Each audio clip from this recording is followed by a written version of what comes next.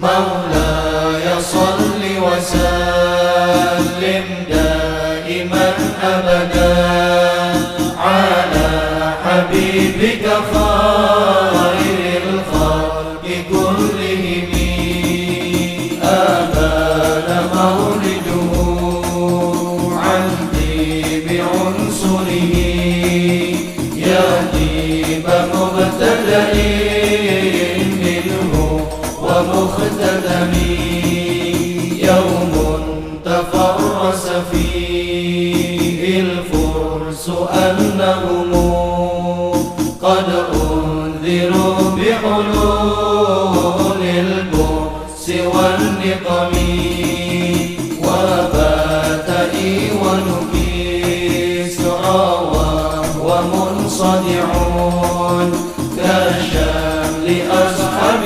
كسرى غير ملتئم والنار خامدة الأنفاس من أسف عليه والنهسان العين. Kita lanjutkan talim kita terkait ibadah harus mengenal kepada zat yang diibadahi. Tadi kita bahas ini wilayahnya itikad akidah terkait dengan ketawakalan kita kepada Allah. Ketika keimanan seseorang sudah matang bahwa tidak ada zat selain Allah, itu berarti segala urusan sudah menjadi tanggungan Allah. Kalau udah matang, betul kan? Jadi kehidupan kita, apapun yang terjadi dalam kehidupan, gak perlu ada risau, gelisah, gak perlu lagi. Kalau udah mateng apanya? Tauhidnya. Pasti itu karakternya begitu. Pede aja, santai aja gitu. Jadi mengurangi galau. Tolong diketahui ya, ini yang lebih dalam lagi ya kajinya. Terkait wusul. Wusul itu artinya sampai. Tolong dicatat. Kalau mendengar bahasa wusul itu apa tuh? Orang yang sudah sampai. Ya. Sesungguhnya dasar azas dalam beragama, ya, dasar ajas beragama kita adalah apa?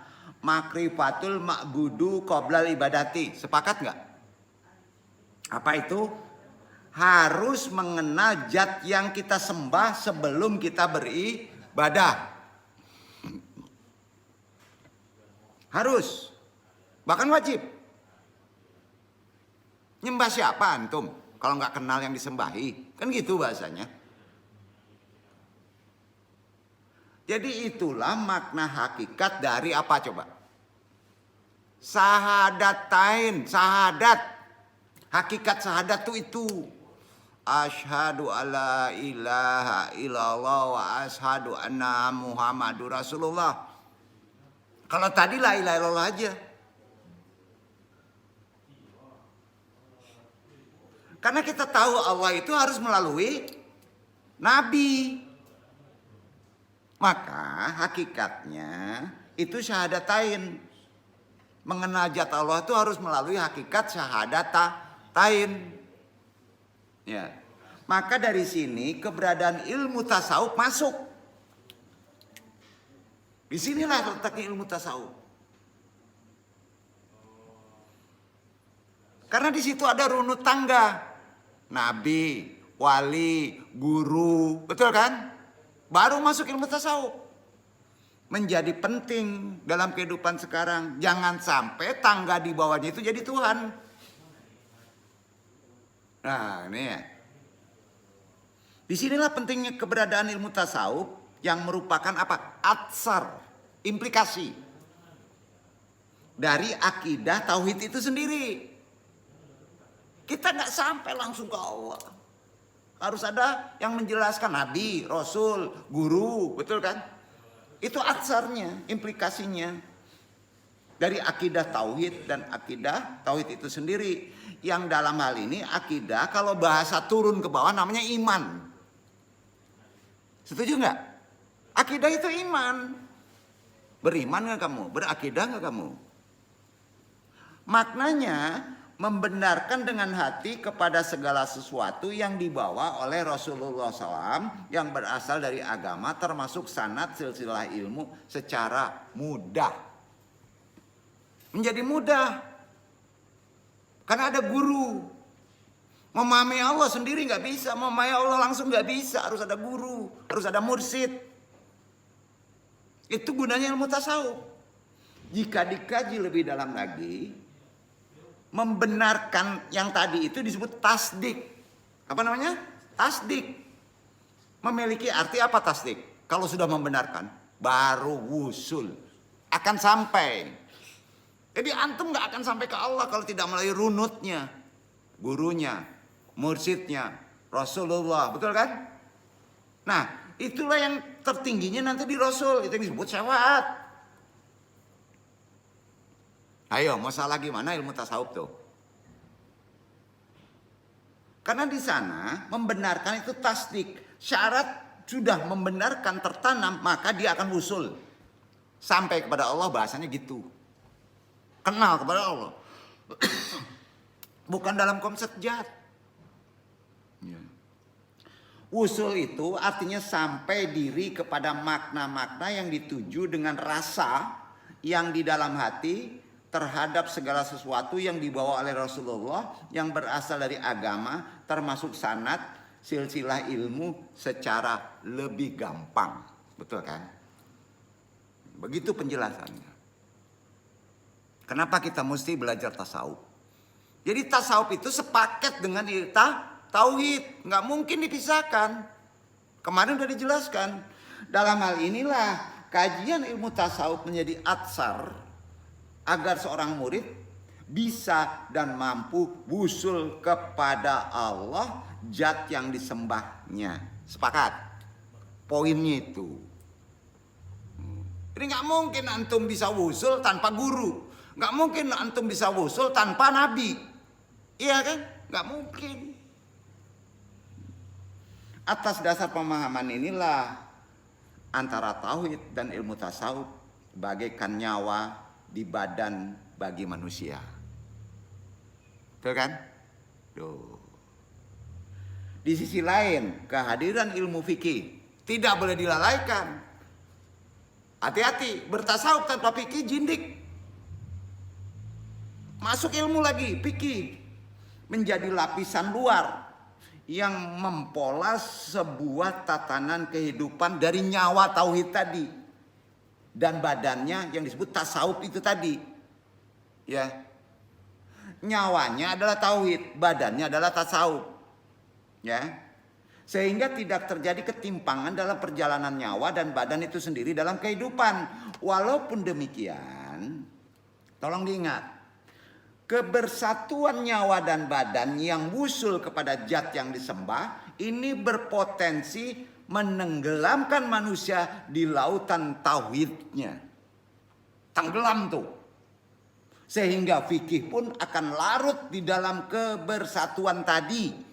Aduh, mulai berat nih. Fikih otomatis larut.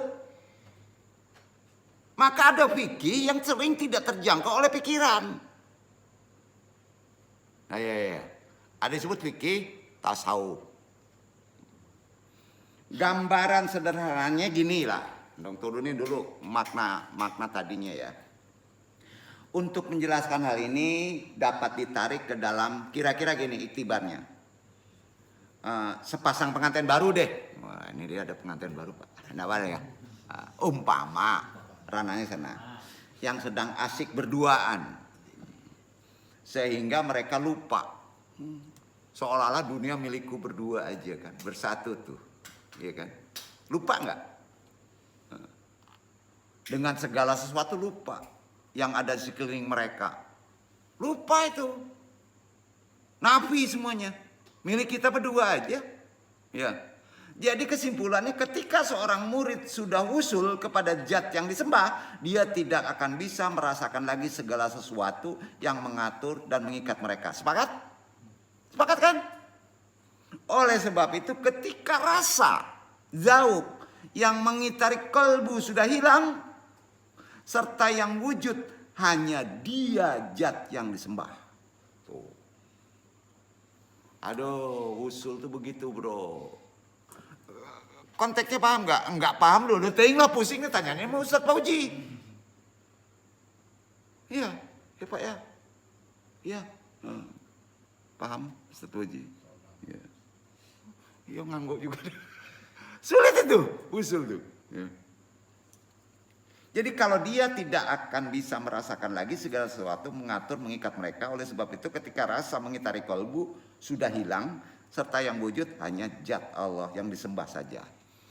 Ilmu fikih pun, ini ilmu fikih ya, akhirnya tidak lagi menjadi aturan yang mengikatnya. Hati-hati nih. Karena larut kan, kejiwaannya begitu. Itu sebabnya keadaan mabuk spiritual ketauhidan pas antum wusul perlu kontrol pengawasan seorang guru mursyid.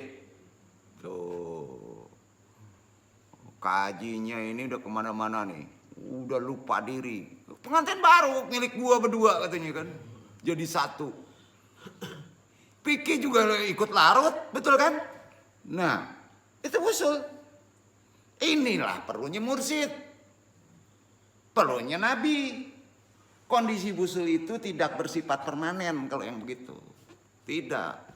Hati-hati, itu bukan permanen. Gila buah-buahan, jenggot-jenggotan, besok udah rapi lagi. Cingkrang-cingkrangan besok bener lagi. Gitu. Nggak permanen kecuali yang permanen siapa? Rasulullah SAW. Rasulullah itu usul terus. Kita nggak bisa permanen usul tuh. Gimana nih? Ambolah usul permanen. Nggak ada usul permanen itu. Yang usul permanen itu hanya Nabi sendiri. Disinilah wajibnya seorang murid mendalami ilmu fikih. Salah satunya mursyid. Jadi ditanya mursyid itu adalah ilmu fikih kan aturan. Ada badan, ada kehendak, ada korin. Maka itu guru. Jadi kalau ditanya mursyid kamu siapa? Dalam syariat. Fikih. Yang bagi kaum awam seolah-olah menjadi bagian utama yang selalu menjadi rebutan banyak orang. Maka terjadi itu. Salah sholat, murtad. Wah, gitu ya. Kalau lagi mabuk. Nah, nih. Bukan saja soal fikih politik, fikih aturan, fikih lainnya. Itu kan hukum. Sementara kita lupa untuk melihat ke dalam diri, ternyata kolbu ini sudah berjamur. Fikihnya kuat, kolbunya berjamur, kacau nggak? Bercendawan kolbunya. Yang entah sampai kapan kita sadar untuk membersihkannya. Disitulah perlu kembali bertasawuf dan bertorekot. Bukan saja soal kesombongan, rebutan jabatan ataupun lain sebagainya. Itu kan jamur daripada kolbu. Padahal setiap kali sholat kita tidak pernah alfa untuk membaca Maliki Yaumiddin. Allah adalah zat penguasa hari akhir. Yang dalam tafsir Isyariyah dijelaskan bahwa setiap makhluk dan diri yang terjolimi oleh kita pada saat diri kita berupaya untuk berubudiyah kepada Allah akan mengajukan keadilan kepadanya. Di saat itu Allah Subhanahu wa taala akan menjadi hakim yang agung. Jangan dipikirkan itu tadi berat itu.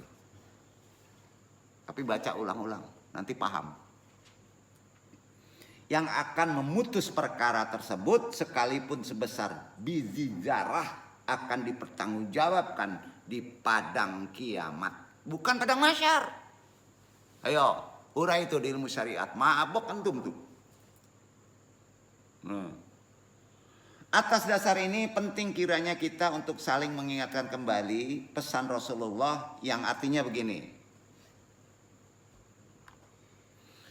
Peliharalah warisan keilmuan atau peninggalan orang tuamu, jangan engkau hilangkan atau tinggalkan.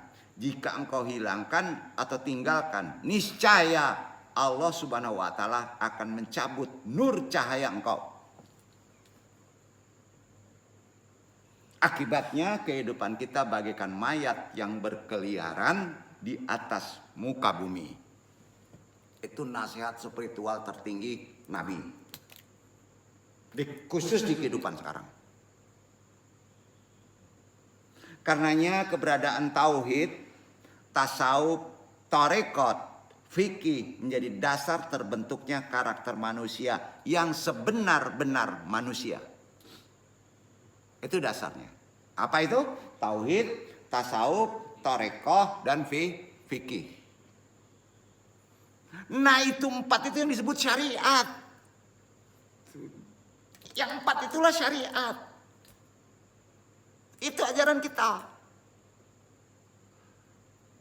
Itu yang menjadi bentuk karakter manusia yang sebenarnya manusia yang dikehendaki Allah. Jadi nggak mungkin nggak belajar tadi. Ya nggak mungkin. Untuk bisa tauhid apa sih? Ada dasar ilmu yang belajar tasawuf karena itu menyatu. Iya kan? Nah, dalam konteks ini sulit mempercayai konsep-konsep pendidikan karakter yang tidak beranjak dari guru-guru dan para murid yang tidak mengkaji tauhid, tasawuf, tarekat dan fikih secara matang. Sulit, percayalah. Apalagi psikologi. Tanpa mengaji ini nggak bisa. Bukan mengecilkan, bukan. Kepincangan salah satu kajian sangat berpotensi mengantarkan seseorang kepada ranah tidak berkarakter atau bahkan menjadi jindik dan fasik. Inilah makna dari ungkapan Imam Malik dan Imam Al-Ghazali. Apa ungkapannya? Siapa saja yang faqih tetapi tidak bertasawuf, atau bisa disebut mempelajari implikasi tauhid, itu tasawuf ya, maksudnya ke sana, dia adalah orang fasik.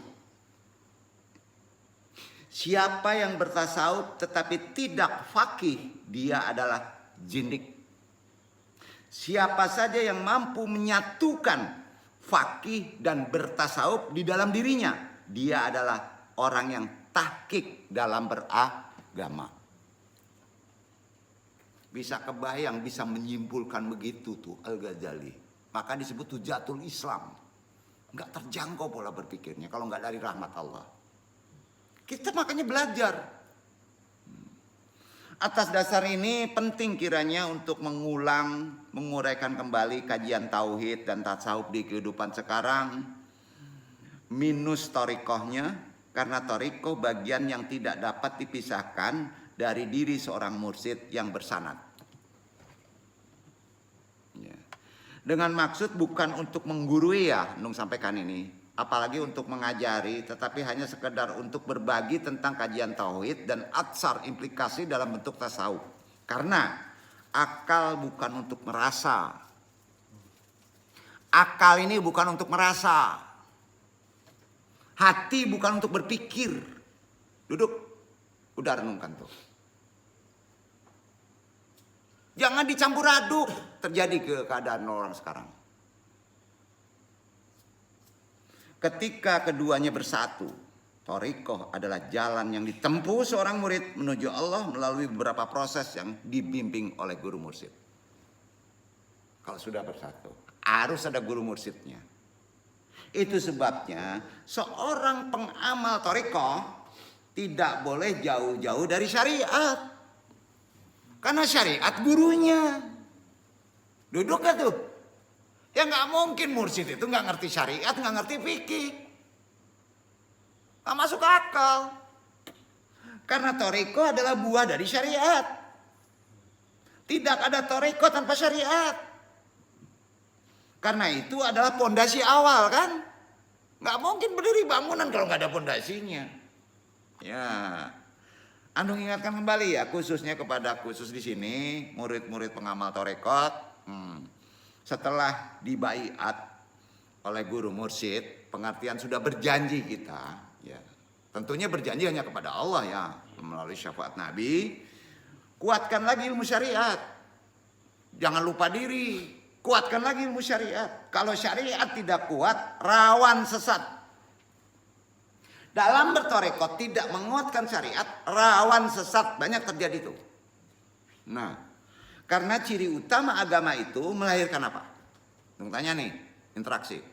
Ciri orang beragama agama itu melahirkan apa? Fantasi. Coba beragama, cirinya apa? Melahirkan fantasi. Kalau nggak ada penuntun, nggak ada kitab, khayali. Setuju nggak? Bila syariat tidak kuat maka bisa melahirkan fantasi yang sesat. Sepakat? Jika fantasi itu dituruti maka akan melahirkan tragedi dalam kita beragama. Pasti itu. Setan menyamar di sana. Setan aja pernah menyamar menjadi nur, cahaya. Kepada siapa? Syekh Abdul Qadir Jailani. Nih sejarahnya bener ini. Dan ngomong gini, aku ini Tuhanmu dan aku bebaskan keharaman darimu. Kalau nggak ngerti kacau nih. Namun Syekh Jailani tidak tertipu. Nggak tertipu karena tahu dasar ilmunya. Ia tahu bahwa yang menjadi nur itu adalah setan. Artinya bukan nur asli. Nur asli nama orang tuh. Bukan nur asli. Nggak asli. Tapi nur imitasi. Ya. Betul. Karena Allah tidak mungkin memerintahkan keharaman. Itu poinnya. Harus tahu syariat. Iya kan? Nggak mungkin lah. Sebab kadang orang-orang soleh fantasinya seperti itu. Maaf. Ayo. Mengaku bertemu Nabi. Mengaku mimpi datang Nabi Khidir. Mengaku melihat nur warnanya kuning, biru, hijau. Jabarkan bulu hijau. Kan fantasi semuanya itu. Dan lain sebagainya.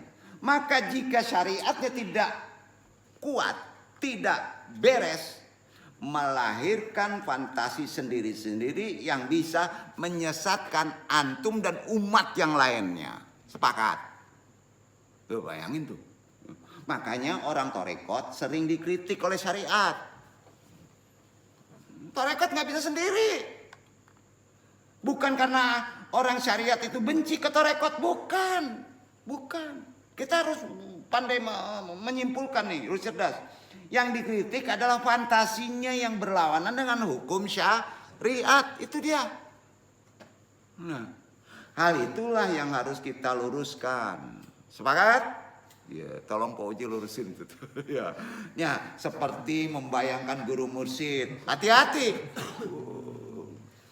Woi, andung datang nih, cuit nih, dibayangin cuit. Hati-hati fantasi itu tuh, hati-hati tuh. Kalau menyalahi syariat jangan diterima. Ini andung luruskan nih. Kadangkala itu hanya firasat. Nah itu baru benar.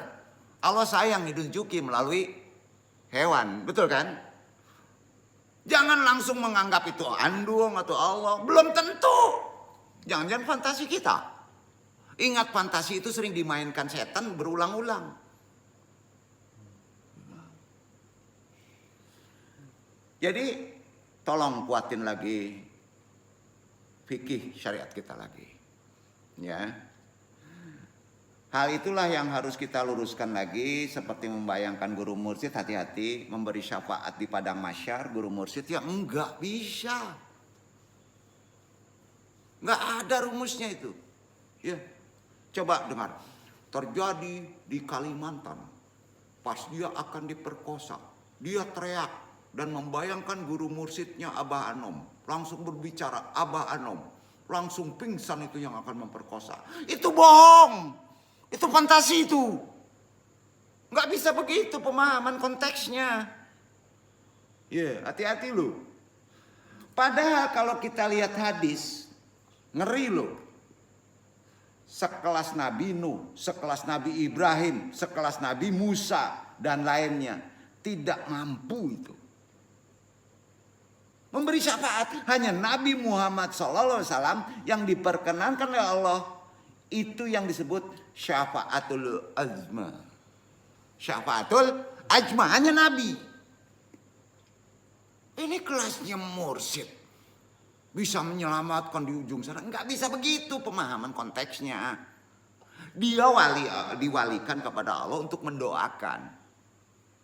Dia selamat, Allah juga yang menentukan. Paham nggak? Jangan faktor syafaatnya. Masa syafaat burung cuit? Ini anu buka rahasianya ya. Ya, itu firasat. Ya. Bahkan dalam hal syafaat Nabi pun tetap, Nabi pun menyafaati orang tetap butuh dukungan dari yang akan disyafaati melalui amalan dari umatnya. Sepakat nggak? Nggak bisa langsung murtad disyafaati, hilang murtadnya, nggak bisa begitu. Tetap harus si yang maksiat itu melakukan amalan. Nah, itu sebabnya ketika sahabat meminta syafaat Nabi di akhirat kelak, maka Nabi pun minta dukungan dari sahabat tersebut untuk memperbanyak sujud. Nah. Jadi syafaat cespleng simsalabim nggak bisa gitu. Harus ada ikhtiar dari si pengamalnya. Artinya bukan mentang-mentang Nabi bisa memberi syafaat, tapi sholat kita merah. Maksiat kita sering tambah kuat. Gimana mau disyafaati? Ayo deh, nanti udah selesai juga kalau udah disyafaatin sama andung la ilaha illallah. Habis tuh katanya nggak mabok lagi. Nggak begitu, nggak salah. Duduk. Datang. Kok nyanyian dong ya? Enggak, kesel, capek, enggak paham juga. Minta naik ke lantai atas, syafaat, hantu. Kan bilang aja hantu tuh namanya tuh. Enggak begitu, duduk ke sini. Pahami, ikut zikir walaupun 7 kali ya. Yo. Karenanya dalam ajaran Islam, coba renungkan, itu dikenal. Agama lain nggak ada itu. Banyak disiplin ilmu keagamaannya itu paling banyak Islam. Nasrani nggak banyak ilmu agamanya. Yahudi nggak banyak. Islam yang paling banyak ilmu keagamaannya. Ada fikih, ada tauhid, ada tasawuf. Disiplin lain yang terkait dengan amal ibadah, kehidupan masyarakat. Ya, betul kan? Secara luas. Akhir-akhir ini ya, ada yang secara tren mengenal konsep tasawuf, yaitu dimensi terdalam terkait kerohanian. Islam itu kan tasawuf, ya kan? Begitu gandrungnya sedang istilah musim. Keren. Wah, ini orang tasawuf. Wah, sampai lap style tasawuf. Sementara kolbunya bercendawan, kan kacau nih. Ya. Jadi gandrungnya dengan ilmu tasawuf. Wah, sampai diseminarkan. Maaf, akademis juga tasawuf udah mulai naik daun. Betul kan? Tasawuf terapi, tasawuf akhlaki, banyak deh. Oh, gandrung nih. Begitu gandrungnya sekarang. Jadi ada yang menganggap belajar fikih seperti tata cara wudhu itu nomor 2 akhirnya. Bener nggak itu? Tata cara sholat, hal yang sifatnya ibadah sehari dianggap tidak penting lagi. Wah, gue udah tasawuf. Pas suruh wudhu centang perenang. Udah bingung tuh. Lalu bagaimana dulu persoalannya kalau begitu? Masyarakat umum khususnya umat Islam yang mulai berusaha mempelajari agamanya, ada yang bertanya begini, fikih dulu atau tasawuf dulu? Ada, mulai ibadah. Keyakinan nandung ya. Sampai bertemu Tuhan mudah-mudahan tidak ada ilmu seberkah ilmu fikih. Karena kita ada badan. Ya. Walaupun ilmu tasawuf, tarekot, ya berkah juga. Tapi kalau mau diukur fikih dulu yang paling tinggi. Ini bukan mendukung orang fikih, bukan mendukung orang syariat. Ya. Jadi orang zaman sekarang itu pola berpikirnya sering ngawur. Kalau mengatakan tasawuf itu di atas fikih, keliru tuh. Itu keliru tuh. Hati-hati loh. Kita bisa mengikhlaskan amal, renungkan ini terkait ikhlas ya. Itu setelah lolos ujian fikih kan? Iya kan? Misalnya saya sholat, saya ikhlaskan untuk Allah, betul? Betul kan? Status sholat itu harus apa? Harus benar. Sholat yang benar wilayahnya mana? Fikih. Baru bisa diikhlaskan. Ada fatihahnya, ada rukunya, ada sujudnya. Benar kan? Nah, orang status sholatnya saja tidak benar. Kok dibilang diikhlaskan? Aneh nggak? Aneh nggak? Ini kan diikhlaskannya menjadi aneh kan? Contoh, sedekah. Sedekah itu pakai harta. Hartanya ya harus halal. Fikih kan? Ya, baru disedekahkan, baru diikhlaskan. Hartanya halal fikih, baru diikhlaskan tasawuf. Sudah itu baru diikhlaskan ke makrifat. Betul nggak? Jadi mana dulu? Keren lah fikih dulu. Kalau nggak ada fikih ke bawah hilang. Kalau hartanya saja tidak halal, nggak ada sama sekali lagi hartanya. Yang penting ikhlas. Ikhlas mbahmu tuh. Hartanya nggak ada, mau diikhlaskan kan banyak nih. Udah deh saya nggak ada harta, pokoknya sedekah saya ikhlaskan. Lah fikihnya mana? Ikhlas apa tuh? Diikhlaskan aja ya. Kok tasawufmu pikirannya ya? Ada pondasinya? Kan banyak orang kayak gitu sekarang. Yang penting mengajar itu ikhlas. Orang yang ngajar saja tidak laku, kok ikhlas ya? Nggak ada muridnya, nggak ada orang yang diajarinnya. Suruh diikhlasin. Ikhlas apa tuh? Maaf, kan bingung nih. Kira-kira gitu deh. Yang sangat disayangkan masyarakat kita, khususnya ya, bukan di sini udah keren, udah ikhlas semuanya. Ya. Itu lebih gemar terhadap tasawuf. Ngumpul nih kalau udah ngomong perkara ruhani, hati, goib, penampakan, kan gitu Pak. Daripada fikih kan. Iya kan, ngapain belajar fikih, udah kelihatan kok, gitu ya. Padahal fikih, wudu, najis, dan sholat yang sangat wajib dipelajari, yang dilakukan sehari-hari ternyata masih banyak yang belum paham. Ya, banyak. Dan sayangnya lagi belajar tasawuf pun banyak yang tidak dengan guru. Ada guru enggak juga mumpuni. Jangan bohong deh. Bahkan banyak yang mengkhayal sendiri. Masya Allah, capek andong gantian Poji. Ya, betul capek. Jadi kalimat tauhid yaitu, kita ulang ke inti kaji. Tadi penjelasan untuk makna kita memahami konsep tauhid, jangan lupakan fikih, ya. Karena itu berkahnya di situ, ya kan? Ini kalimat tauhid yaitu la ilaha illallah. Ialah kalimat yang mudah dipahami sebenarnya. Betul kan? Gampang nggak memahaminya? Gampang. Pokoknya gampang tuh. Orang sebodoh apapun pasti ngerti deh. Analoginya, secerdas apapun seseorang ketika disuruh melogikakan bahwa alam ini diciptakan oleh ketiadaan, alam ini diciptakan oleh ketiadaan, logikanya, maka logika kita tidak mampu. Setuju? Setuju nggak? Ini karena sesuatu diciptakan, itu jawabannya gini. Ini karena sesuatu yang diciptakan oleh zat yang menciptakan. Itu benar jawabannya. Ketiadaan yang menciptakan Allah. Betul kan? Iya kan? Selesai nggak kajinya? Nah, jadi kalau tidak bisa memahami kalimat tadi, maka menjadi salah sendiri kan? Islam adalah agama yang sebenarnya nggak susah-susah banget ya. Kalau ngikuti aturan. Karena melogikannya juga sebetulnya mudah. Ya.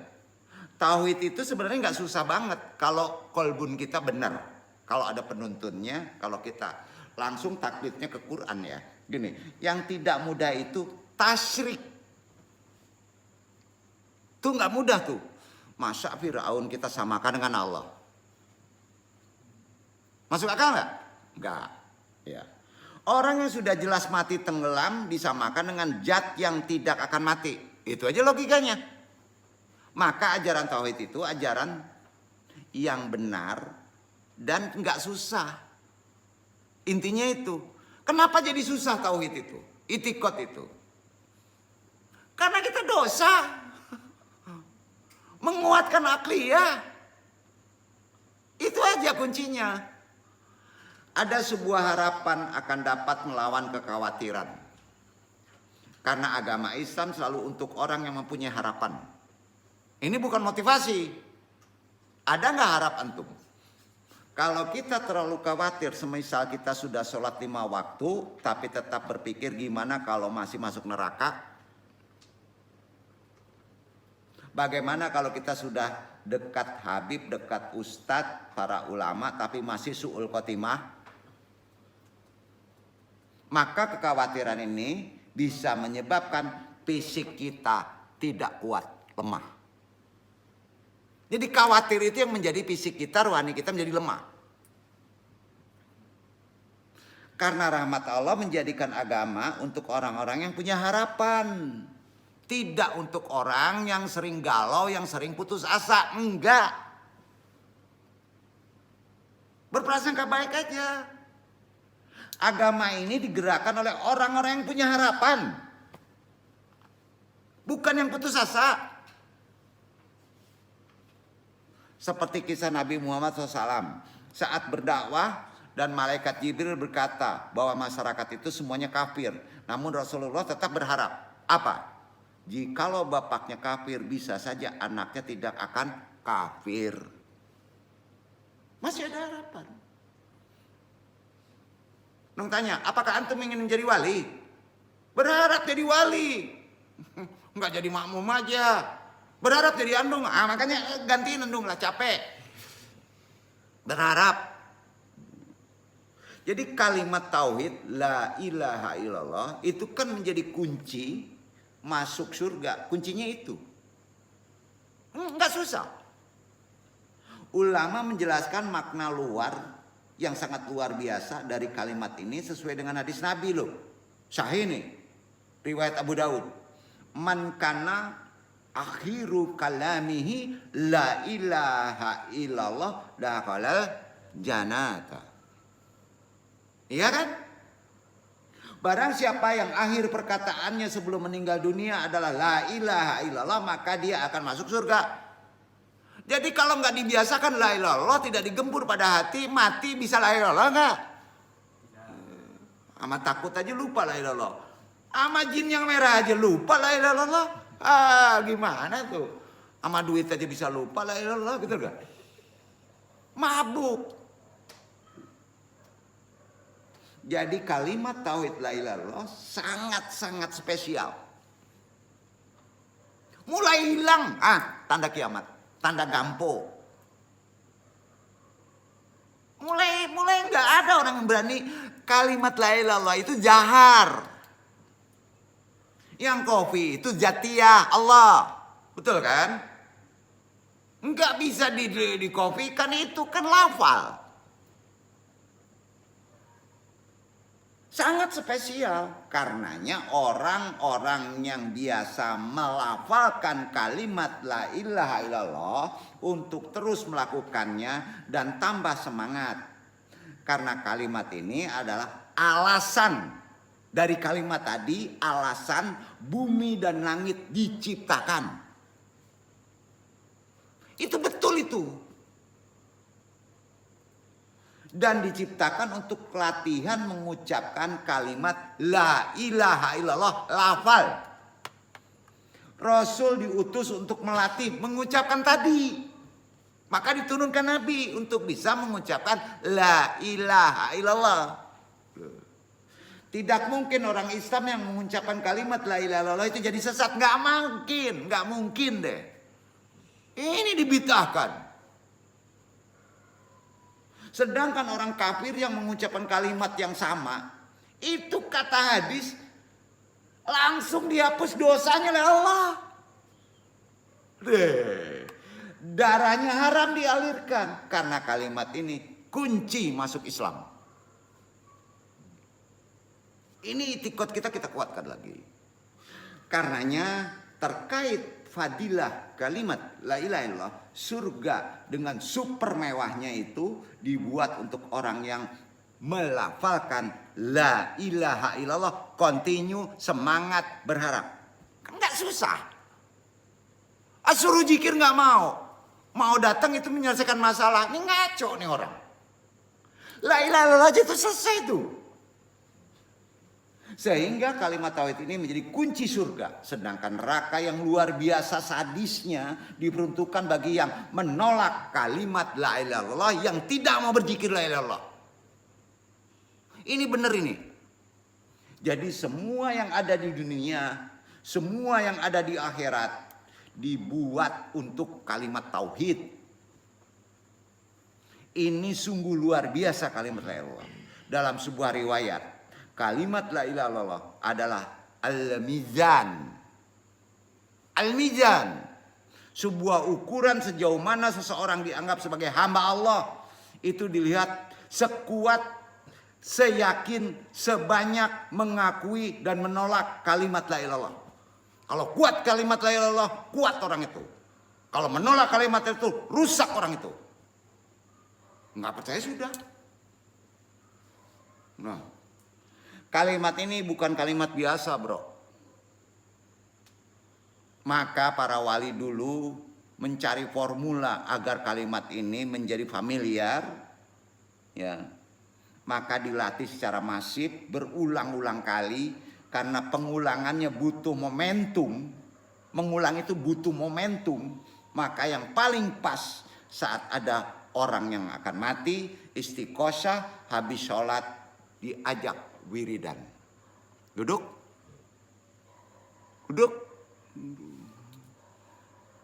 Sudah Jumat nggak mau wirid la ilaha illallah. Pas wirid la ilaha illallah katanya bid'ah. Ini bukan membela seorang la ilaha illallah, ini ada dasarnya. Ya. Ini kehebatan kalimat tauhid yang dalam riwayat Ahmad bin Hanbal. Ada seseorang yang ditampilkan di depan umum karena memiliki banyak kesalahan. Ia pun mengaku kesalahannya. Kemudian ia hanya punya satu amal, yaitu hanya itu amalnya, mengucapkan kalimat tauhid la ilaha illallah. Karena kalimat itulah diampuni. Ini riwayatnya benar. Karena kesalahannya tidak bisa mengalahkan nama Allah. Tuh, bayangin tuh. Orang yang mengucapkan kalimat ini harus yakin, tolong yakin, bahwa kalimat ini betul-betul istimewa deh. Tidak perlu takut, tidak perlu khawatir dengan apapun. Jadi andung pastikan ya, kultur ini harus dibela secara ilmiah, sosiologis, dalam orang-orang yang berilmu, khususnya agama. Jangan hilangkan jahar lafaz kalimat la ilaha illallah. Ayo dong, tantang Ustaz. Nah, gimana tuh? Jelaskan secara makna benar. Karena kalau dijelaskan orang nggak ragu mengamalkannya. Nah, selain itu kepada para pengamal, pembaca setia la ilaha illallah, alhamdulillah di sini rutinitas kita ada, tetap istiqomah ya dalam membaca kalimat tauhid, karena itu ujung pemecahan solusi. Itulah inti tauhid. Tidak hanya dibacanya, karena momentum tertentu dalam kacamata ilmu tasawuf. Kalimat tauhid la ilaha illallah sangat spesial bagi pengikut tarekat. Apapun tarekatnya, kalimat la ilaha illallah harus diulang-ulang. Istighfar setelah kalimat tauhid la ilaha illallah. Karena ketika orang kafir mengucapkan istighfar sebelum mengucapkan kalimat la ilaha illallah dalam konteks syahadatain, maka tidak ada gunanya. Logika kita menerima nggak? Dia masih kafir tapi mengucapkan la ilaha illallah Muhammadur Rasulullah syahadatain. Ada gunanya nggak? Ya enggak. Karena ketika orang kafir mengucapkan istighfar sebelum mengucapkan kalimat la ilaha illallah Muhammadur Rasulullah yang disatukan dengan amalan kewalian atau diamalkan kepada Rasulullah, maka tidak ada gunanya. Bahasanya kenapa? Karena belum Islam. Makanya orang tarekat selalu diawali dengan syahadatain. Kalau antum merasa tarekat syahadatain dulu, baru boleh menyebut nama Allah, baru boleh menyebut kalimat thayyibah, baru boleh menyebut kalimat tauhid, baru boleh menyebut yang lain. Antum pastikan kesakralan kalimat tauhid ini tidak akan bisa gugur karena tuduhan dari orang-orang yang tidak sepakat. Dimanapun berada. Insya Allah. Sepakat? Mudah-mudahan bermanfaat.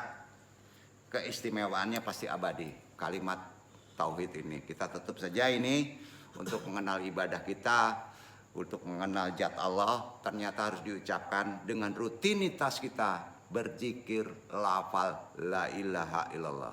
Pailu andong wallahu alam syawab. Wassalamualaikum warahmatullahi wabarakatuh.